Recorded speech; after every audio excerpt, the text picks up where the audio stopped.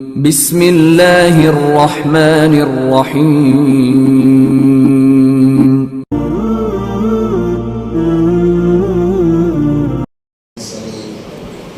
ونحن على ذلك لمن الشاهدين والشاكرين والحمد لله رب العالمين. الحمد للہ آج چھٹا پارہ پڑھا گیا ہے. انشاءاللہ اس کا مختصر خلاصہ حضرات کے سامنے پیش کیا جائے گا.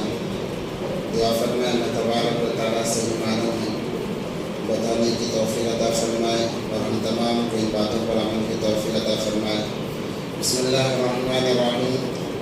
لا يحب الله الجهر بالسوء من القول إلا من ظلم وكان الله سميعا عليما. اللہ تبارک و تعالیٰ فرما رہے ہیں کہ اللہ تبارک و تعالیٰ پسند نہیں کرتے کسی کی برائی کو ظاہر کرے مگر ظالم کی. ویسے تو کسی کی برائی کرنا، کسی کے بارے میں بری باتیں بتانا یہ ناپسندیدہ عمل ہے. اور اس کے بعد میں اللہ تبارک و تعالیٰ نے بھی اس کی خود وضاحت فرما دی کہ جو کوئی کسی کی برائی بیان کرتا ہے وہ فعل بہت برا فعل کرتا ہے جسے ہم چغلی کہتے ہیں، اور یہ بہت بری چیز ہے، بلکہ بعض دفعہ تو حرام بن جاتا ہے. اب اس بات کو ہمیں سمجھنا چاہیے کہ چغلی کسے کہتے ہیں. کسی کے بارے میں اس کے پیٹھ پیچھے اس کے غیر موجودگی میں ایسی بات کہی جائے جب اس کو پتہ چلے تو اس کو برا لگے تو یہ چغلی کہلاتا ہے. ایک صحابی نے پوچھا اللہ کہ نبی اگر وہ بات اس کے اندر موجود ہو جو بات کہی جا رہی ہے تب کیا ہے؟ نبی پاک صلی اللہ علیہ وسلم نے فرمایا تبھی تو وہ چغلی ہے. اور اگر وہ بات اس کے اندر موجود نہیں پھر انسان کہہ رہا ہے تو گویا بہتان باندھ رہا ہے، یہ اس سے بڑا گناہ بن جاتا ہے. اس لیے ان تمام چیزوں سے انسان کو بچنا چاہیے. ہاں ایک انسان ظالم ہے، اگر آپ اس کی برائی دوسرے کے سامنے اس لیے بیان کر رہے ہیں تاکہ وہ ظلم سے اس کے ظلم سے بچ جائے. ایک انسان کی عادت دھوکہ دینا ہے، آپ اس کی بات اس کے پیٹھ پیچھے بتا رہے ہیں تاکہ سامنے والا دھوکے سے بچ جائے تو اس میں کوئی حرج نہیں ہے. آپ ایک مسلمان کے ساتھ خیر کا معاملہ فرما رہے ہیں، اس پر آپ کو ثواب بھی ملے گا. اس کو چغلی نہیں، یہ چغلی نہیں کہلائے گی. ہاں وہ ظالم نہیں ہے بلکہ عامی ہے، اس کی بات کہہ رہے ہیں تو یہ بہت بری بات ہے. بنی اسرائیل کے واقعات چل رہے ہیں. بنی اسرائیل پر جو اللہ تبارک و تعالیٰ نے انعامات کیا ہے ان انعامات کو بتایا جا رہا ہے. ایک قافلہ آیا نبی پاک صلی اللہ علیہ وسلم کے پاس اور آ کر کہنے لگا آپ اپنے آپ کو نبی کہتے ہیں، ہم کیسے مان لیں؟ آپ پر تو قرآن تھوڑا تھوڑا اترتا ہے. اگر آپ قرآن ایک ہی دفعہ لے آئیں جیسے موسیٰ علیہ السلام پر ایک ہی مرتبہ توریت آئی، آپ اگر اس طریقے سے قرآن کو لائیں تو بات مانی جائے گی.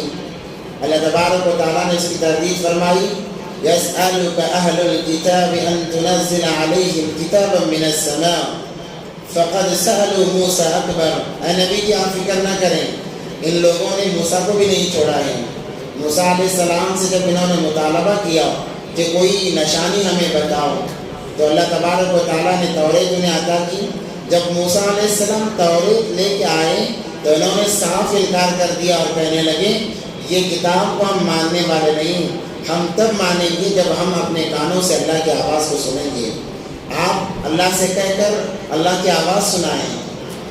اس پر بھی انہوں نے بس نہیں کیا. جب موسیٰ علیہ السلام 70 لوگوں کو لے کر چلے ہیں کوہ طور کے پاس اور جا کر اللہ تبارک و تعالیٰ کی آواز سنائی تو کہنے لگے ہو سکتا ہے یہ تمہاری آواز ہو، تم نے آواز بدل کر بات کی ہو. ہم تب تک نہیں مانیں گے جب تک اپنی آنکھوں سے اللہ کو دیکھ نہ لیں. تو یہ ایسے مکار لوگ ہیں، ایسے بدقسمت لوگ ہیں جنہوں نے اللہ تبارک و تعالیٰ کی آواز سننے کے باوجود بھی موسیٰ علیہ السلام کی باتوں پر ایمان نہیں لایا. آپ ان سے بے فکر رہیں، ان کی قسمت میں گمراہی لکھی ہوئی ہے. پھر اسی پارے کے اندر اللہ تبارک و تعالیٰ نے حضرت عیسیٰ علیہ السلام کا تذکرہ کیا ہے کہ عیسیٰ علیہ السلام کے متعلق یہودیوں کا، بنی اسرائیل کا یہ کہنا تھا کہ ان کو ہم نے قتل کر دیا ہے. اس کی تردید اللہ تبارک و تعالیٰ فرما رہے ہیں کہ عیسیٰ علیہ السلام کو قتل نہیں کیا گیا، بلکہ عیسیٰ علیہ السلام کو اللہ نے آسمانوں پر اٹھا لیا ہے۔ قرب قیامت عیسیٰ علیہ السلام دوبارہ دنیا میں آئیں گے، دجال کو قتل کریں گے، خنزیر کو قتل کریں گے، پھر امن کا زمانہ چلے گا، 40 سال تک پوری دنیا میں اسلام کا بول بالا ہوگا۔ تو ان کا کہنا تھا کہ ہم نے قتل کیا ہے، تو اللہ تبارک و تعالیٰ اس کی تردید فرما رہے ہیں۔ وَقَوْلِهِمْ إِنَّا قَتَلْنَا الْمَسِيحَ عِيسَى ابْنَ مَرْيَمَ رَسُولَ اللَّهِ وَمَا قَتَلُوهُ وَمَا صَلَبُوهُ وَلَكِنْ شُبِّهَ لَهُمْ۔ انہوں نے عیسیٰ علیہ السلام کو قتل نہیں کیا، ان کے گھر کا انہوں نے گھیراؤ کیا اور ایک بندے کو بھیجا حضرت عیسیٰ علیہ السلام کو لانے کے لیے۔ جب وہ بندہ اندر داخل ہوا، اللہ تبارک و تعالیٰ اس انسان کے آنے سے پہلے عیسیٰ علیہ السلام کو اللہ نے آسمانوں پر اٹھا لیا۔ جب وہ واپس ہوا عیسیٰ علیہ السلام کو نہ پا کر، اللہ تبارک و تعالیٰ نے اس انسان کی شکل حضرت عیسیٰ علیہ السلام جیسی بنا دی۔ وہ آ کر کہنے لگا عیسیٰ تو گھر میں موجود نہیں ہے۔ لوگوں نے کہا تو خود عیسیٰ ہے اور اپنے آپ کو بچانے کے لیے بہانے ڈھونڈتا ہے، یہ کہہ کر اسے پکڑا اور اسے سولی پر چڑھا دیا۔ تو اللہ اس کی تردید فرما رہے ہیں، تمہارا یہ گمان ہے کہ تم نے عیسیٰ علیہ السلام کو قتل کر دیا، بلکہ تم نے انہیں قتل نہیں کیا، ہم نے انہیں آسمانوں پر بلا لیا ہے اور وہ آسمانوں پر محفوظ ہیں۔ اسی بارے کے اندر اللہ تبارک و تعالیٰ نبی پاک علیہ السلام کو تسلی دے رہے ہیں کہ آپ یہودیوں کے کہنے کی وجہ سے دل برداشتہ نہ ہو جائیں، بیزار نہ ہوں، آپ بے فکر رہیں۔ اور اللہ تبارک و تعالیٰ اہل کتاب یہود و نصارہ سے کہہ رہے ہیں لا تغلوا فی دینکم ولا تقولوا علی اللہ الا الحق انما المسیح عیسی ابن مریم رسول اللہ وکلمۃ۔ انہوں نے عیسیٰ علیہ السلام کو خدا کا بیٹا ہی بنا دیا کہ عیسیٰ علیہ السلام خدا کے بیٹے ہیں، یا کہا کہ وہ 3 خداؤں میں سے خدا ہیں۔ تو اللہ تبارک و تعالیٰ نے اس کی تردید فرمائی، کہا اللہ واحد و قہار ہے، وہ ہمیشہ سے اکیلا ہے اور اکیلا رہے گا۔ اس کے بعد سورہ مائدہ کہتے ہیں عربی میں دسترخوان کو، کیونکہ بنی اسرائیل کے لوگوں نے عیسیٰ علیہ السلام سے فرمائش کی کہ آپ نشانی بتائیں۔ اتنی نشانی کافی نہیں تھی کہ وہ بچپن میں بول پڑے، اپنی صفائی انہوں نے پیش کی، اپنی والدہ کی صفائی پیش کی، یہ کافی نہیں تھا۔ ان لوگوں کو کہنے لگے آسمان سے کوئی چیز آ جائے، دسترخوان آ جائے، تب ہم مانیں گے آپ نبی ہیں۔ تو انہوں نے آخر میں وہ آیت آ رہی ہے، انہوں نے دعا کی، آسمان سے دسترخوان آیا، جس کے بدولت اس سورت کا نام سورہ مائدہ رکھا گیا۔ اس کے اندر اللہ تبارک و تعالیٰ فرمانے یا ایھا الذین آمنوا اوفوا بالعقود، اے ایمان والو۔ اس آیت اس سورے کے اندر اللہ تبارک و تعالیٰ نے کئی مرتبہ ڈائریکٹ اپنے بندوں سے مخاطب ہو کر کلام کیا ہے۔ دیکھو یا ایھا الذین آمنوا کا جب لفظ آتا ہے، یہ اللہ اپنی محبت کی انتہا کو بتانے کے لیے لاتے ہیں۔ جیسے ماں اپنے بچے سے کچھ کام کرانا ہوتا ہے تو کہتی ہے، نام لے کر نہیں بولتی کہ میرے پیارے بیٹے تو میرے آنکھوں کا تارا ہے، جگر کا ٹکڑا ہے، ایک گلاس پانی لا دے۔ جب یہ الفاظ بچہ سنتا ہے دوڑتا ہے، اگرچہ اس کے بس میں نہیں ہے مگر کوشش کرتا ہے کہ میں لا کر دوں کہ میری ماں نے اتنی محبت سے مجھے کہا ہے۔ ویسے یا ایھا الذین آمنوا کا جب لفظ آتا ہے، اللہ مخاطب ہے ڈائریکٹ اپنے بندوں سے۔ اللہ فرماتے ہیں اے میرے پیارے بندو، تم جیسے بھی ہو میرے ہو، یا ایھا الذین آمنوا، اے میرے ایمان والے پیارے بندو۔ تو اللہ تبارک و تعالیٰ نے کئی جگہ میں یا ایھا الذین آمنوا کا لفظ لا کر ایمان والوں سے مخاطب، اور قل کا جہاں لفظ آتا ہے اللہ نبی سے کہتے ہیں اے نبی جی کہہ دیجیے اپنے امتیوں سے، بتا دیجیے اپنے امتیوں کو۔ اور جب یا ایھا الذین آمنوا کا لفظ آتا ہے نبی کا واسطہ نہیں ہوتا بلکہ بندے اور اللہ کا تعلق ہوتا ہے۔ تو اللہ فرما رہے ہیں اپنے وعدوں کو پورا کرو، جب تم کسی سے وعدہ کرو وعدے کو پورا کرو، وعدہ خلافی نہ کرو۔ اور ایمان والے کی یہ شان نہیں، مسلمان کی یہ شان نہیں کہ وہ وعدہ خلافی کریں۔ اور اسی کے ساتھ ساتھ اللہ تبارک و تعالیٰ نے اسی بارے میں چند چیزوں کی حرمت کو بیان کیا، حرمت علیکم المیتۃ والدم ولحم الخنزیر وما اہل لغیر اللہ بہ والمنخنقۃ والموقوذۃ والمتردیۃ والنطیحہ۔ بہت سارے احکام بیان کیے ہیں، میں مختصر عرض کرتا چلوں گا۔ تو اللہ نے فرمایا کہ تم پر کان کھول کر سن لو، تم پر مردے کو حرام کر دیا گیا ہے، مردہ کھانے کی اجازت نہیں سوائے مچھلی کے، مچھلی مردار بھی ہے تب بھی حلال ہے۔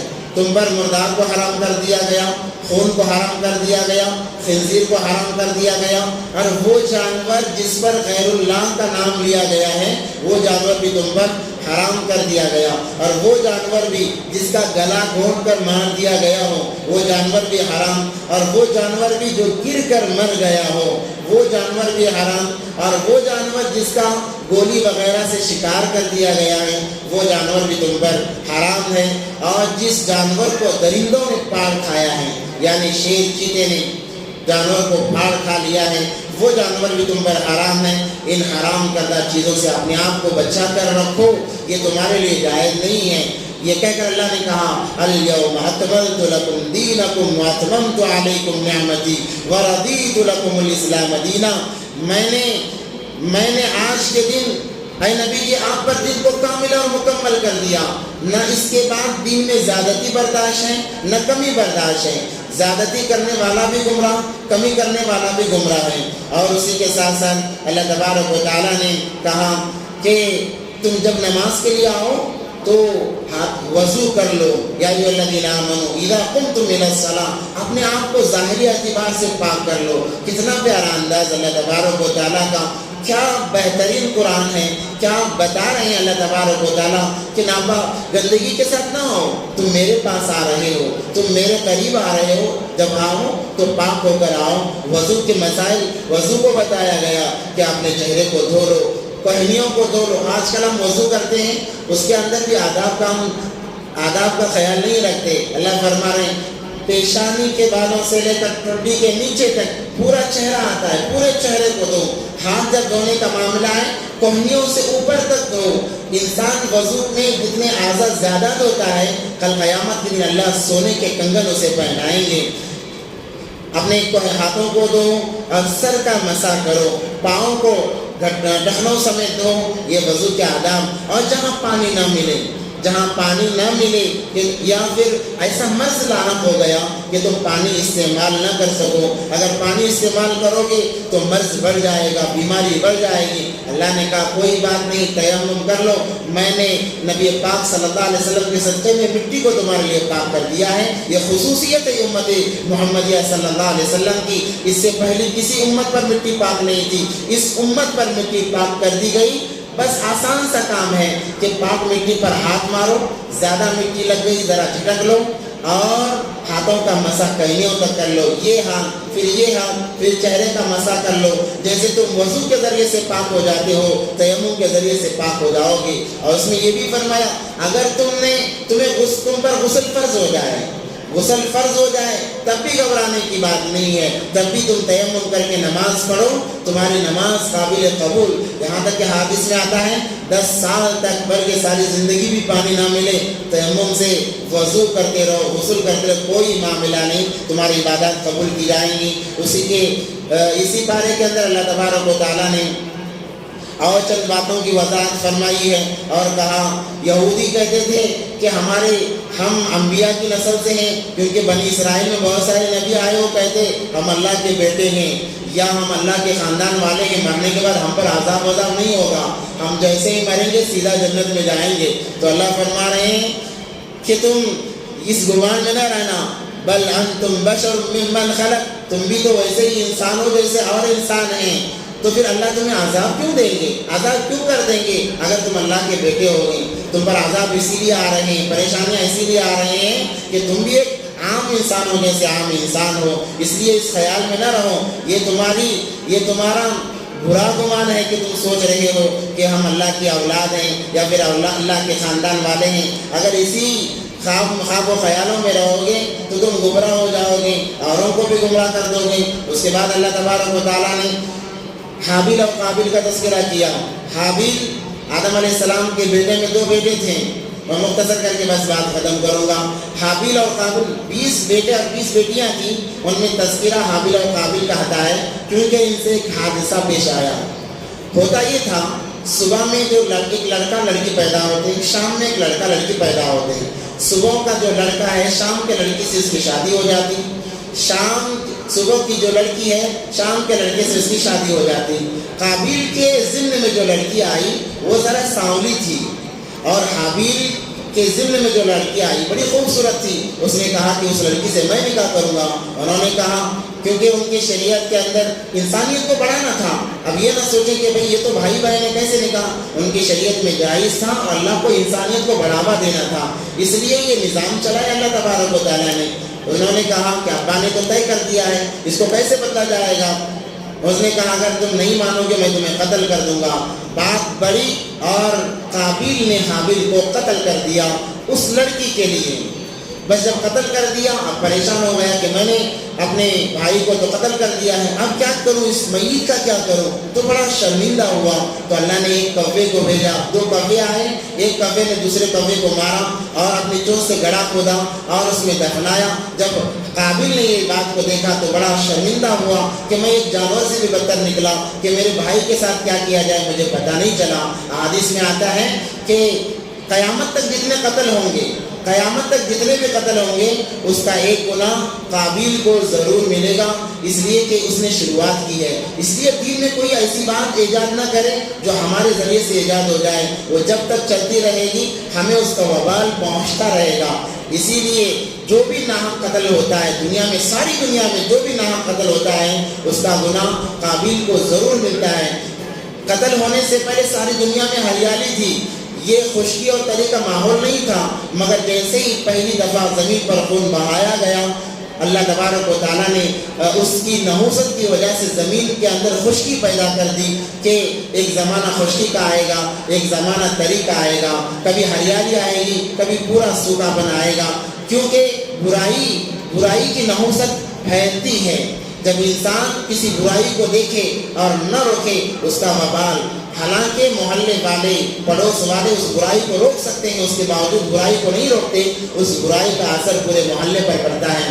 اللہ سے دعا ہے کہ اللہ تبارک و تعالیٰ ہم تمام کو ان باتوں پر عمل کی توفیق عطا فرمائے. وآخر دعوانا الحمد للہ رب